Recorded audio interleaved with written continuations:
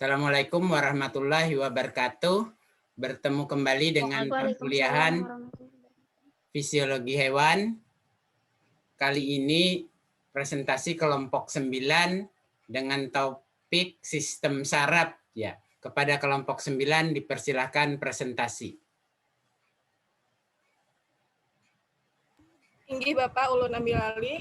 Assalamualaikum warahmatullahi wabarakatuh. Waalaikumsalam. Kami dari kelompok 9 ingin mempresentasikan sistem saraf. Next, operator. Anggota kelompok 9 ada saya sendiri, yaitu Nadia Tuazania Dilah, Nikita Anastasia Fadil, Rizka Anida Fikriani, Rizky Amaida, Saida Lara Asih, Tridayanti, Vinka Andini Rizky, dan Wina Sri Lestari. Next. Materi pertama, pokok pembahasannya itu ada 4. Yang pertama yaitu pengertian sistem saraf, yang kedua fungsi sistem saraf, dan yang ketiga yaitu sistem saraf pada hewan vertebrata, dan yang keempat yaitu sistem saraf pada hewan invertebrata. Next. Pengertian sistem saraf akan disampaikan oleh Vinka. Kepada Vinka dipersilahkan.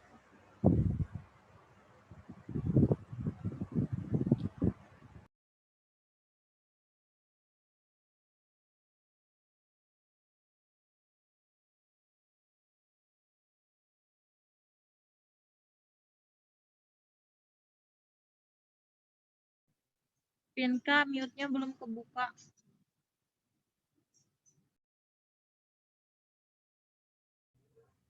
Baik, di sini ada pengertian dari sistem saraf. Sistem saraf adalah sistem organ pada hewan yang terdiri atas serabut saraf yang tersusun atas sel-sel saraf yang saling terhubung dan esensial untuk persepsi sensoris indrawi, aktivitas motorik volunter, dan involunter organ atau jaringan tubuh, dan homeostatis berbagai proses fisiologi tubuh. Sistem saraf juga merupakan jaringan yang paling rumit dan paling penting karena terdiri dari jutaan sel saraf yang saling terhubung untuk perkembangan bahasa, pikiran, dan ingatan. Satuan kerja utama dalam sistem saraf itu neuron yang diikat oleh sel-sel glia. Sekian dari saya kembalikan kepada moderator.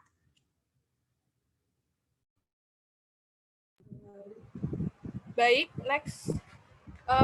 Selanjutnya fungsi sistem saraf akan dijelaskan oleh Saidah. Kepada Saidah dipersilahkan. Ya, terima kasih kepada moderator.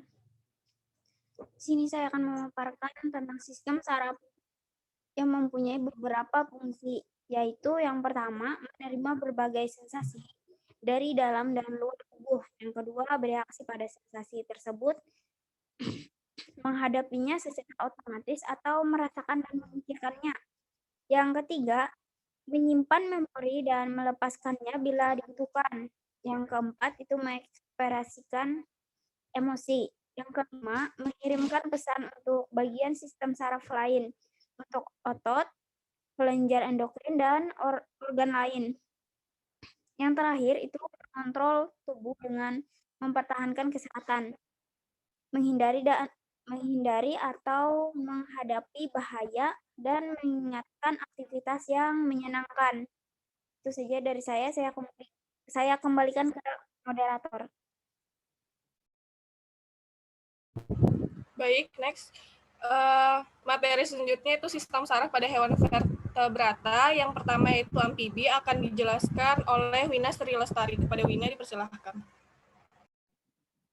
Ya, selamat siang semuanya. Di sini jadi saya akan menjelaskan tentang sistem saraf pada katak. Jadi, sistem saraf pada katak mirip dengan sistem saraf pada Pisces, yaitu terdapat saraf spina, saraf perifer, dan saraf otonom pada katak. Namun, pada saraf spina, jumlah yang dimiliki amfibi berbeda dengan vertebrata lainnya. Jadi, pada amfibi ini hanya memiliki 10 pasang saraf spinal yang berbeda. Sedangkan pada manusia memiliki 30 berjumlah 30 pasang. Kenapa hal itu bisa terjadi? Karena katak ini mempunyai tubuh yang kecil. Oleh karena itu dia hanya bisa memiliki 10 10 pasang saraf spinal. Next.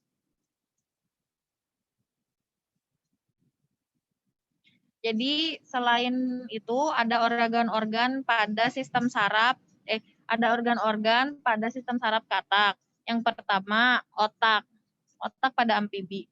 Otak katak dibungkus oleh dua membran, yaitu membran durameter atau membran yang tebal yang berbatasan dengan tulang. Lalu ada membran halus atau yang disebut dengan diameter yang berbatasan langsung dengan sistem saraf. Di dalam otak katak ini terdapat rongga-rongga yang disebut dengan ventriculus. Ventriculus pertama terdapat pada porsense cephalon, sedangkan ventriculus kedua terdapat pada hemispherium cerebri yang berhubungan dengan ventriculus. Jadi si ventriculus sama si hemis ini tuh hemispherium ini berhubungan. Dan sedangkan ventriculum yang ketiga terdapat di dalam encephalon. Dan yang terakhir ini terdapat ada saluran penghubung atau disebut dengan silipus yang penghubung antara silipus ke ventriculus. Keempat ventriculus ini tuh terletak di dalam medula oblongata.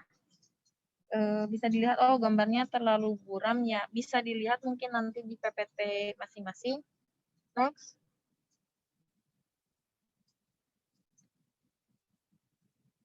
Nah, ini otak pada amfibi itu ada 3 bagian ya. Yang pertama itu otak depan, otak tengah, dan otak belakang. Otak depan ini pada katak ini terdiri dari 2 lobus olfaktorius dan dum cerebrum. Maaf Pak. Hemi atau nama lainnya hemicephalus cerebri. Sedangkan otak tengah ini terdiri dari lobus opticus dan purca cerebri. Dan yang terakhir, otak belakang pada katak terdiri dari otak kecil atau cerebellum dan medula oblongata. Next. Nah, itu bisa dilihat di gambarnya ya. Yang selanjutnya, organ pada sistem saraf katak adalah medula spinalis. Medula spinalis ini memiliki struktur yang pendek dan agak gepeng, dan berakhir pada sebuah benang yang meruncing dan sempit, atau disebut dengan filum terminale, yang meluas sampai orus style. Sama seperti otak, medula spinalis pada katak juga dibungkus oleh 2 membran, yaitu membran tebal yang disebut durameter, yang berbatasan dengan tulang, dan membran yang halus disebut dengan diameter, yang berbatasan dengan saraf. Next. Nah ini, jadi katak itu memiliki beberapa saraf karnial. Yang pertama, saraf penciuman, saraf sensorik, saraf okulomotor, saraf trochlearis, saraf trigemilan, saraf abdusen, saraf himandibular, saraf auditor, saraf glisoparingeal, dan yang terakhir saraf vagus. Next. Ini adalah susunan selanjutnya saraf tulang belakang. Jadi pada katak itu kan tadi dijelaskan di awal kalau misalkan katak dewasa itu memiliki 10 pasang saraf tulang belakang.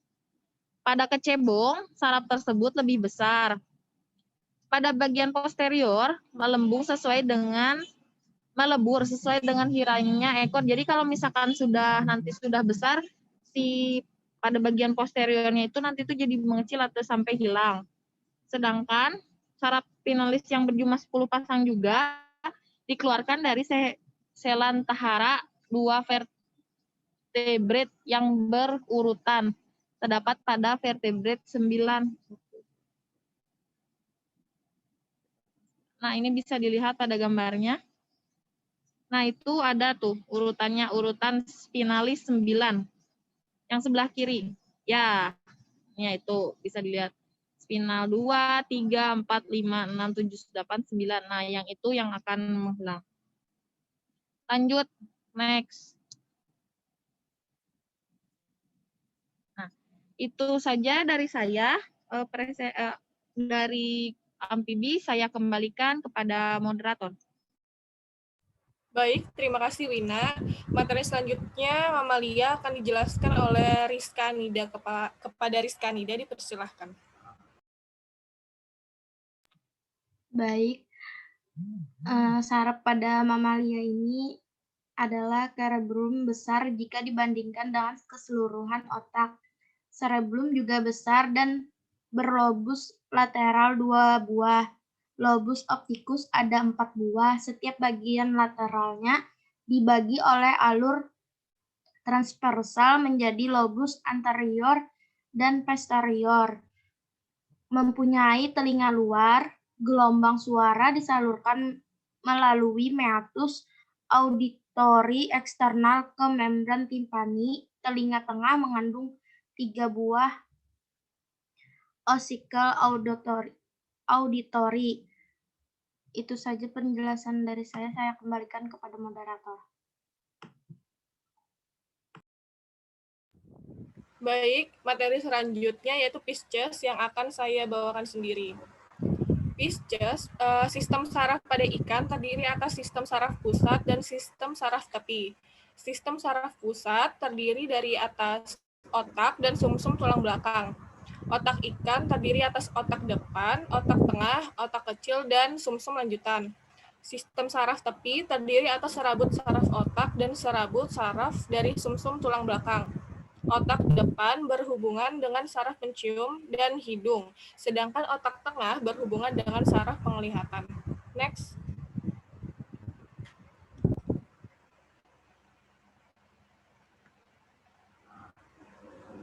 Ya, ini bisa dilihat di sebelah kiri itu ada gambar bagian otak pada ikan, ada otak besar, ada otak tengah, dan otak kecil. Nah, ikan ini juga mempunyai otak yang pendek.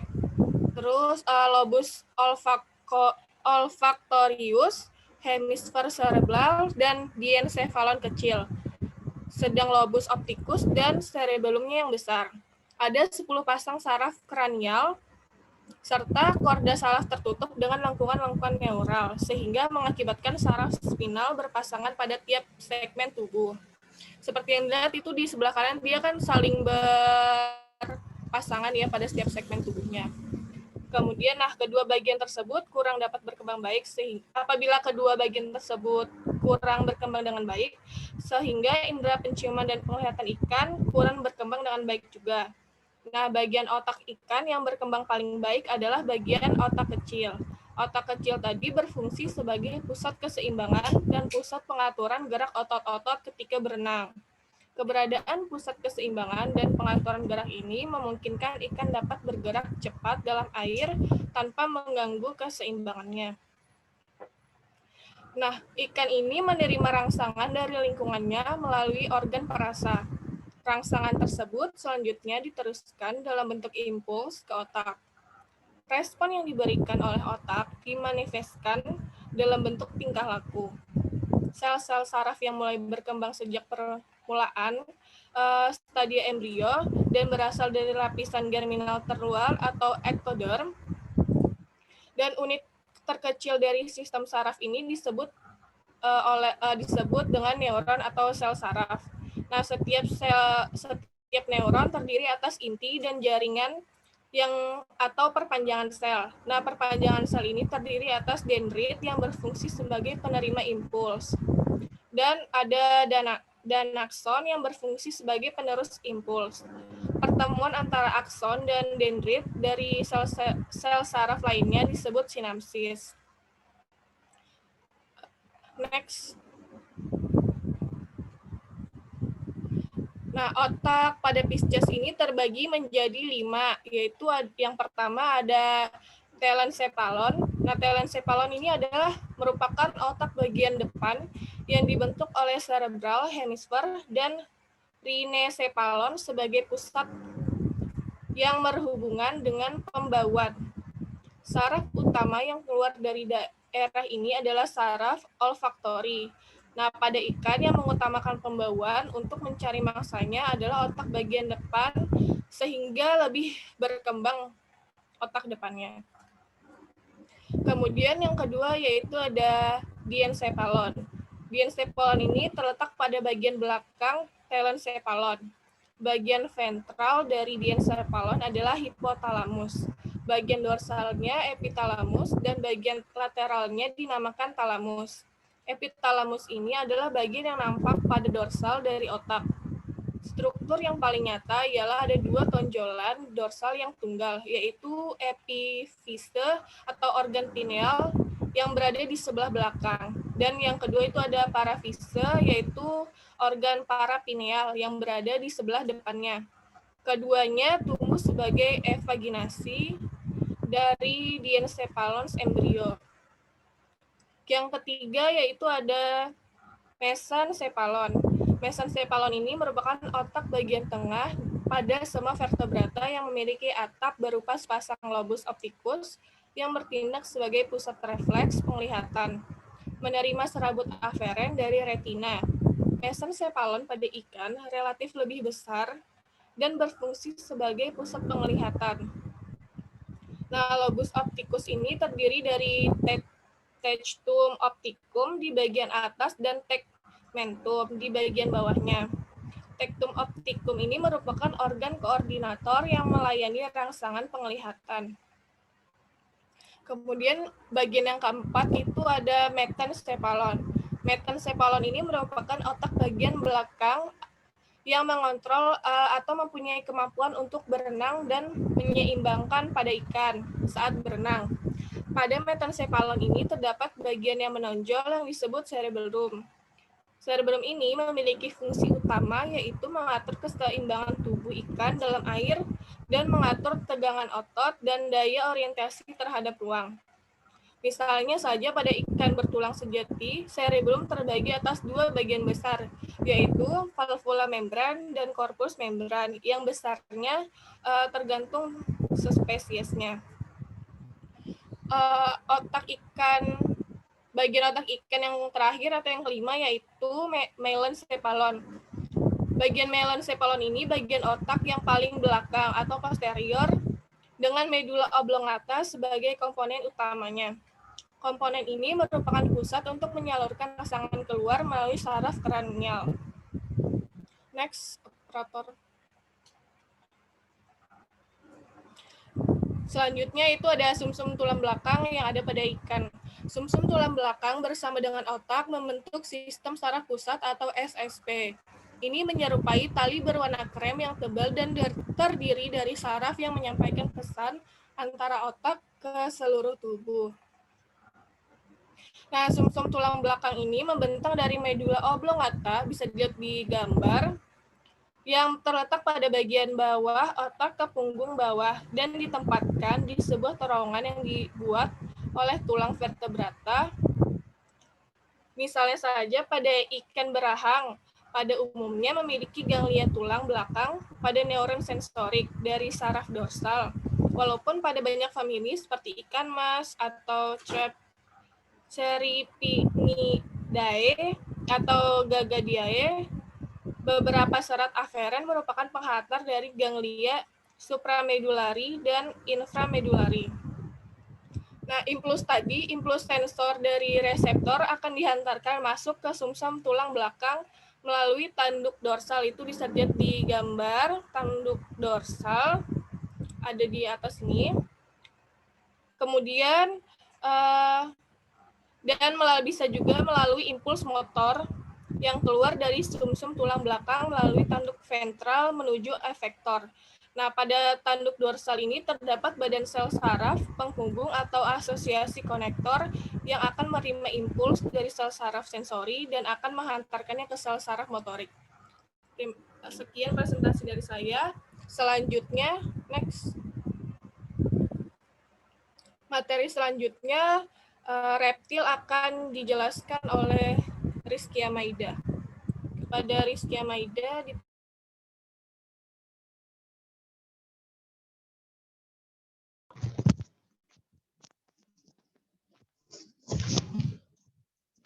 Iya, apakah suara saya terdengar? Iya, terdengar. Selanjutnya itu ada reptil. Reptil mempunyai 5 bagian utama, yaitu otak besar, otak tengah, otak kecil, jembatan Paro, dan sumsum sambung atau medula oblongata. Next, operator.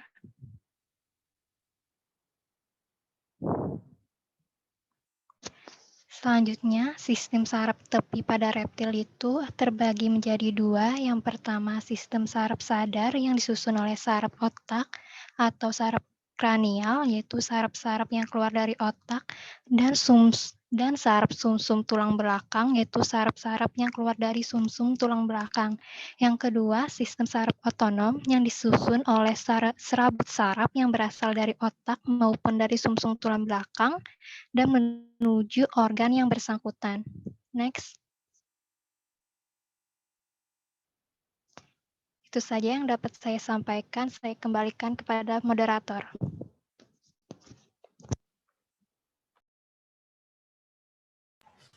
Baik, materi selanjutnya yaitu AFES akan dibacakan oleh saudari Nikita. Kepada Nikita dipersilahkan.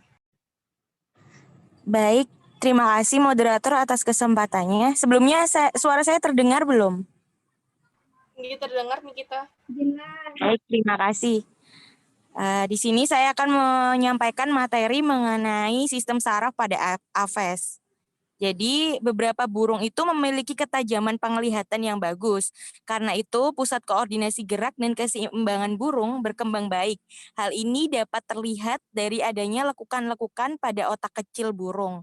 Seluruh kegiatan dan aktivitas tubuh diatur oleh saraf pusat berupa otak dan sumsum tulang belakang.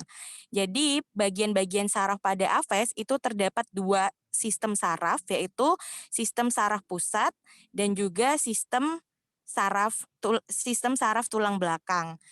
Next slide.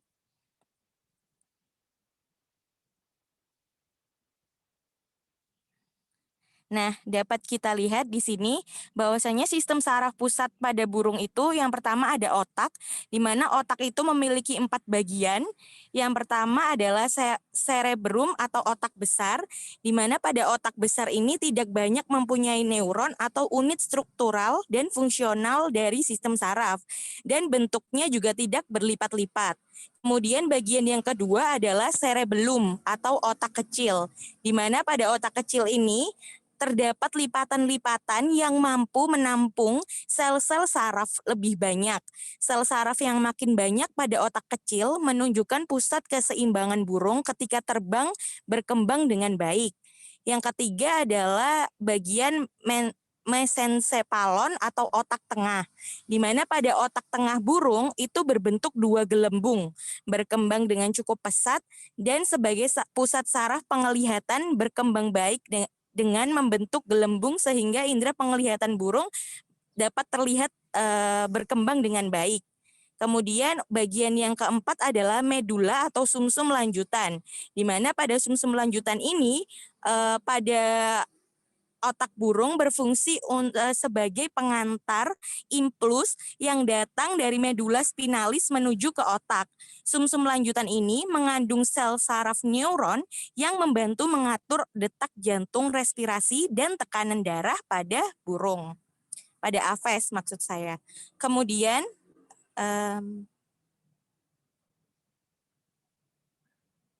next slide. Terdapat sistem saraf pusat dalam AFES. Sistem saraf yang pertama, yang kedua adalah saraf tulang belakang, di mana pada aves ini memiliki ruas tulang belakang yang berwarna abu-abu yang terletak di sepanjang tubuhnya dan membentuk saraf tulang belakang yang merupakan sistem koordinasi dan berfungsi sebagai pengantar pesan dan informasi ke otak. Pada saat burung memutuskan untuk bergerak, saraf tulang belakang mengirimkan pesan atau rangsangan ke otak, kemudian ke otot yang berhubungan dengan pergerakan itu, dan akhirnya menghasilkan suatu gerakan pada hewan aves. Next slide.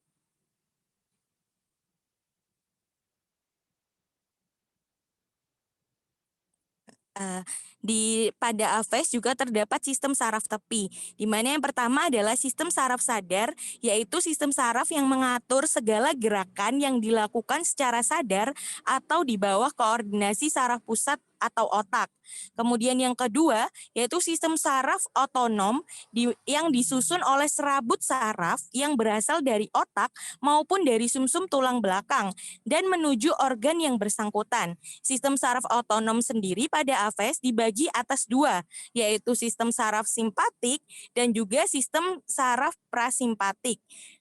Kalau pada dasarnya sistem saraf simpatik sendiri itu menempel pada sumsum tulang belakang sehingga mempunyai urat praganglion pendek. Contohnya pada aves sendiri adalah memperlambat denyut jantung dan juga memperkecil pupil dan lain-lain. Kemudian untuk yang sistem saraf parasimpatik itu mempunyai urat praganglion yang panjang karena ganglion ini menempel pada organ yang dibantu. Contohnya adalah mempercepat denyut jantung dan juga pupil itu tadi. Next slide.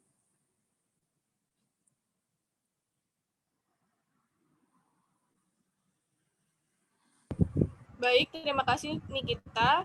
Selanjutnya sistem saraf pada hewan invertebrata yang materi pertama yaitu Annelida yang akan dibacakan oleh Rizka Nida. Kepada Rizka Nida dipersilahkan.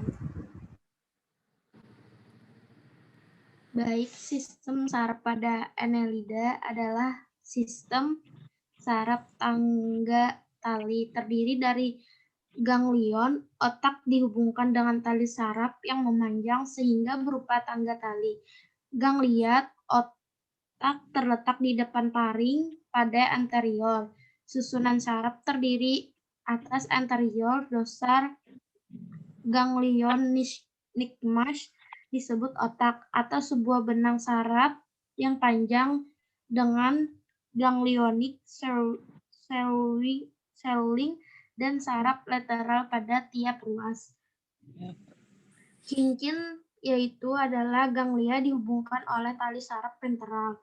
Ganglia adalah seperti kantong yang merupakan pembesaran dari jaringan saraf membentuk otak. Tali saraf adalah sel-sel yang memanjang tubuh dan mengandung impuls-impuls saraf. Itu saja presentasi dari saya kembalikan kepada moderator. Baik, terima kasih kepada Rizky Nida. Selanjutnya, materi arthropoda yang akan dijelaskan oleh Tri Dayanti. Kepada Tri, dipersilahkan. Sistem saraf pada arthropoda mirip dengan sistem saraf Annelida. Nah, sistem saraf pada laba-laba umumnya mengumpul yang berasal dari persatuan ganglion-ganglion. Nah, pada kelas insekta seperti belalang, sistem saraf terdiri dari ganglion supra, esofagus atau otak 2 buah, dan ganglion bawah esofagus yang kesemuanya terletak di bagian kepala yang akan diteruskan oleh tali-tali saraf ventral dengan 3 buah ganglion dada dan 5 buah ganglion perut. Sistem saraf pusat meliputi otak bagian kepala dan 2 buah saraf yang mengelilingi esofagus masuk ke tali saraf ventral bagian otak, meneruskan sarafnya ke bagian mata, ganglion, dan meneruskannya ke sarafnya ke bagian di sekelilingnya. Nah, sedangkan ganglion bawah esofagus yang besarnya meneruskan ke saraf-sarafnya pada mandibula, maksila, dan maksilepet. Next.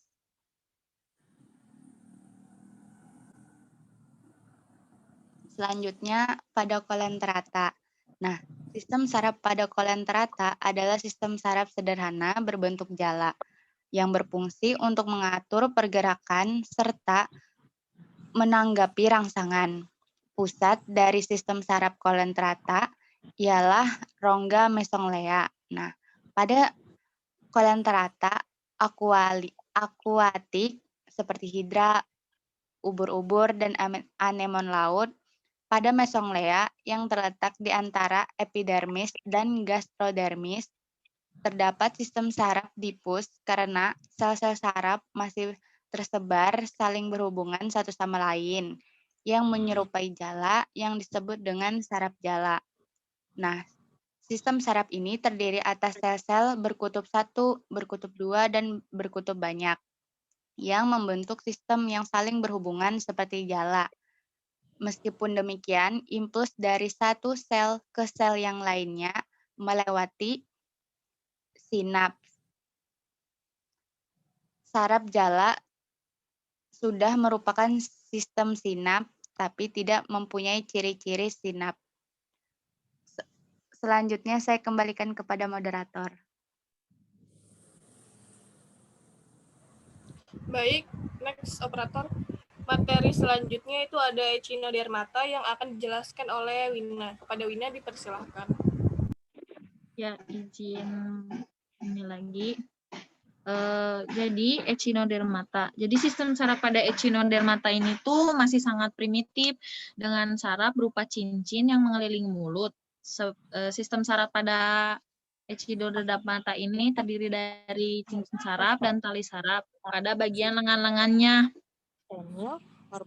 Sistem saraf ini menggerakkan lengan tanpa tahu, lengan mana dahulu yang bergerak, namun peraturan pergerakan truk atau fitnya atau kaki tabungnya membutuhkan peraturan yang kompleks. Next. Nah, bisa dilihat pada gambar. Jadi sistem saraf pada echinodermata terbagi menjadi 3. Kembali tuh. Yang pertama, sistem oral. Sistem saraf oral. Jadi sistem saraf oral ini terdiri dari sekitaran cincin saraf di sekitaran mulutnya. Yang kedua, sistem saraf dalam atau hiponeural. Berupa bentuk lapisan saraf lain, bagian lateral dinding oral sinus hiponeural di epitelium coklomik. Yang ketiga, sistem saraf abnormal atau kolemik. Terdapat di bagian luar peritoneum paretal pada sisi aboral. Sistem ini menginterpretasikan otot tubuh dan berfungsi sebagai motorik. Dan yang terakhir, sistem saraf visceral. Terdapat pada dinding usus, sistem saraf ini menginterpretasikan otot saluran pencernaan yang dihubungkan dengan reseptor visceral. Sekian presentasi dari saya kembalikan kepada moderator.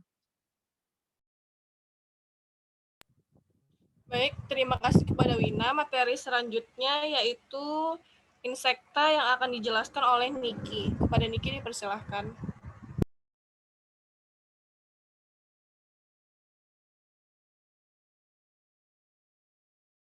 Baik, terima kasih moderator atas kesempatannya. Sebelumnya, apakah suara saya terdengar? Ya, Niki terdengar. Baik, terima kasih. Di sini saya akan menjelaskan sistem saraf pada insekta. Sistem saraf pada serangga terdiri dari sistem saraf pusat dan sistem saraf tepi. Berupa sistem saraf tangga tali seperti yang kalian lihat pada gambar yang telah kami sediakan. Di situ pada belalang, sistem saraf pusat tersusun atas kelompok-kelompok badan sel saraf yang disebut juga ganglia. Tiap-tiap ganglia dihubungkan oleh satu atau lebih tali-tali saraf. Sementara itu, saraf tepi belalang tersusun oleh akson sensorik dan akson motorik ke dan dari ganglia. Dari sistem saraf belalang sendiri nantinya akan dihubungkan ke otak belalang, di mana otak belalang itu juga menghasilkan suatu hormon. Hormon yang dihasilkan adalah hormon juvenil, di mana hormon itu dapat mempengaruhi proses metamorfosis pada larva dan juga pada belalang itu sendiri. Next slide.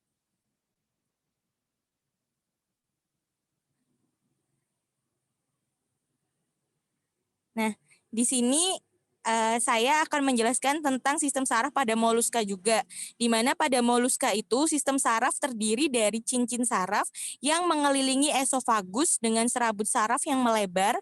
Sistem pencernaan moluska lengkap terdiri dari mulut, esofagus, lambung, dan anus.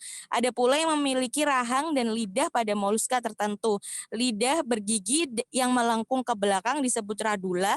Radula berfungsi untuk melumat makanan. Di sini pada gambar ini bisa kita lihat bahwasanya sistem saraf pada moluska itu terdiri dari cincin saraf yang mengelilingi esofagus dengan serabut saraf yang melebar. Sama seperti hewan invertebrata lainnya, sistem saraf pada moluska ini nantinya juga akan merangsang dirinya atau hewan moluska untuk bergerak. Baik, terima kasih. Saya kembalikan ke moderator. Baik, terima kasih kepada Nikita. Materi selanjutnya yaitu ada Nemathelminthes yang akan dijelaskan oleh Rizky Amaida. Kepada Rizky Amaida dipersilahkan. Ya, selanjutnya itu ada Nelmahelminthes. Nelmahelminthes ini merupakan cacing yang ciri utamanya berupa bertubuh bulat panjang dan beruncing pada kedua ujung tubuhnya. Kemudian struktur sistem saraf Nelmahelminthes ini berupa ganglion serebral atau dua kelompok besar dari kumpulan sel saraf dan troncus nervosus atau berkas saraf kecil longitudinal.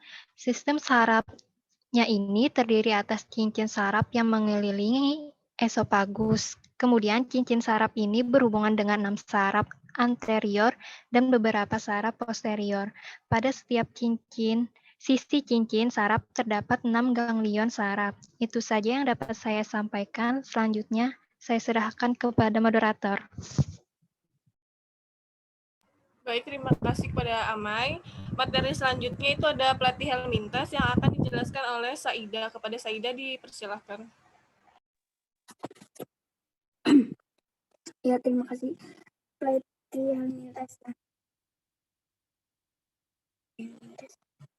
Ya, sistem saraf pada Platyhelminthes atau cacing disebut sebagai tangga tali. Demikian kata dengan tangga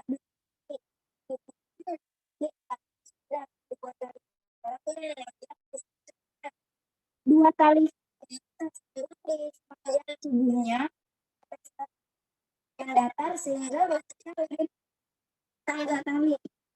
Ya, selanjutnya next moderator. Ya. Nah, Platyhelminthes ini salah satu jadi pada area sensor terletak di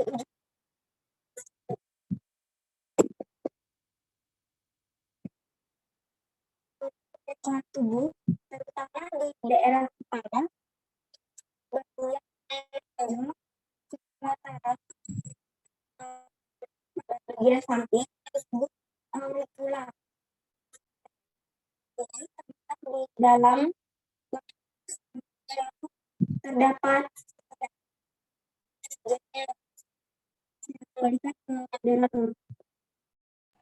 Baik, next operator. Materi selanjutnya yaitu ada Porifera yang akan dijelaskan oleh Vinka. Kepada Vinka dipersilahkan.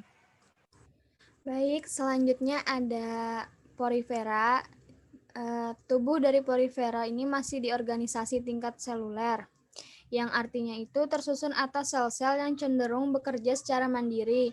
Masih belum ada koordinasi antara satu sel dengan sel yang lainnya. Spons itu juga satu-satunya hewan tanpa sistem saraf. Mereka tidak memiliki sel saraf ataupun indera. Tapi adanya sentuhan atau tekanan yang menyebabkan kontraksi lokal dari tubuhnya, itu tuh untuk menanggapi lingkungannya secara intraseluler. Sekian dari saya kembalikan kepada moderator. Baik, sekian presentasi dari kelompok 9. Kurang lebihnya mohon maaf. Kepada Bapak, apakah ada yang ditambahkan? Ya. Terima kasih kelompok 9 atas presentasinya. Mungkin untuk berdiskusi, karena ini hanya kelompok 9 yang ada ya akibat gangguan jaringan. Nanti diskusinya di YouTube aja ya. Yang perlu jadi catatan adalah bahwa cara membaca istilah ilmiah ya. Jadi perlu latihan lagi ya. Perlu latihan lagi. Sebenarnya ya mungkin Anda sudah menguasai aja cara membaca istilah ilmiah. Hanya mungkin terlalu tergesa-gesa, itu yang pertama yang menyebabkan lalu salah baca. Yang kedua adalah grogi, tentu saja nervous ya. Jadi perlu latihan lagi untuk mengatasi presentasinya, jangan tergesa-gesa supaya tidak salah baca, dan mengatasi nervousnya juga supaya tidak salah baca ya. Perlu latihan lagi. Beberapa memang salah baca terdengar jelas ya. Salah baca nanti latihan lagi. Kemudian untuk yang lain tadi sesuai cara kita mengatasi, karena jaringan kita kalau terlalu banyak anggota yang masuk menjadi jaringan kita menjadi turun dan kualitas suara dan gambar kita menjadi turun juga. Nah, maka untuk selanjutnya, bagi yang tidak ada di Zoom ini, silahkan menonton lewat YouTube ya, tidak sekedar menonton ya, belajar lewat YouTube, belajar lagi bagian mana saja yang salah baca, termasuk juga yang lain ya, tidak sekedar yang presentasi. Kemudian kalau ada pertanyaan, silahkan diketik di komen ya di YouTube-nya. Kemudian kalau ada peserta lain yang bisa menjawab pertanyaan temannya, dipersilahkan menjawab, ketik juga di komen ya. Tidak harus yang presentasi yang menjawab ya. Atau kalau tidak ada yang menjawab juga, nanti saya yang menjawab atau nanti saya yang akan menambahkan jawabannya ya. Mungkin kita tutup pertemuan kita kali ini ya, karena gangguan jaringan kita ya seadanya ini. Nanti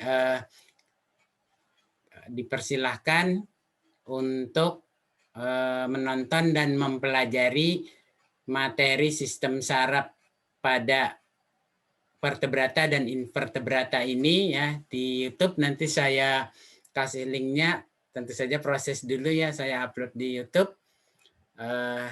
Nanti saya kasih linknya di Kaspuler ya. Tunggu aja. Tapi bagi yang seperti biasa ya, ketik juga hadir sebagai presensinya di komen YouTube-nya ya. Karena kenapa tadi? Karena tadi karena yang lain kan tidak ada di Zoom ini ya, sehingga yang tidak ada di Zoom ini wajib menonton YouTube-nya sebagai tanda presentasi, mengetik hadir di komen YouTube ya. Kemudian juga berdiskusi di komen YouTube. Kita akhiri pertemuan kita kali ini dengan mengucapkan wassalamualaikum warahmatullahi wabarakatuh. Waalaikumsalam warahmatullahi wabarakatuh. Terima kasih banyak Bapak.